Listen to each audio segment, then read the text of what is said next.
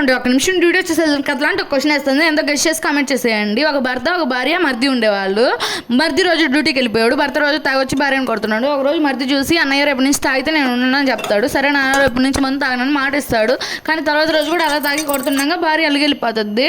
మరిది వచ్చి అన్నయ్య వదినే లేనప్పుడు నేను ఎందుకు ఇంట్లో వెళ్ళిపోతుండగా రా మీ వదిన తీసుకొని వద్దు, ఇంక నుంచి నేను తాగనని చెప్పి తమ్ముడితో తీసుకొని రావడానికి వెళ్తాడు. ఒక గుడి దగ్గర ఆగి నా భార్య నవ్వుతూ రావాలి, నా అత్తమామ నన్ను గౌరవించాలి, అలాగని వస్తే నా మొండను తీసి నీకు అర్పిస్తానని దేవతని మొక్కుకొని వెళ్తాడు. కోరుకున్నట్టే భార్య నవ్వుతూ అత్తమామ గౌరవిస్తారు. తిరిగి ఇంటికి వెళ్తుండగా అదే గుడిలోకి వెళ్ళి నా కోరిక నీ తీర్చావు, నీ మొక్కుబడి నేను చెల్లిస్తానని తల నరిపిస్తాడు. ఇంకా అన్నయ్య లోపలికి వెళ్తే అన్నయ్య తల నరికి పక్కన పడిపోయి ఉంటుంది. మా అన్నయ్య నేనే చంపింది అనుకుంటుందని మా వదినని తను కూడా తలను నరికేసుకుంటాడు. తల ఒక పక్క మొండి ఒక పక్క పడిపోయి ఉంటుంది. ఇంతలో లోపలికి వచ్చి తను కూడా ఏడుస్తూ ఉంటుంది. ఇంతలో అమ్మవారు ప్రత్యక్షమై వీళ్ళిద్దరికి నేను ప్రాణం పోస్తాను, ఇద్దరు తలను అతికిస్తే అంటుంది. మరిది తల భర్తకి, భర్త తల మరిదికి అంటుంది. ఇంతకీ తిని ఎవరితో బతక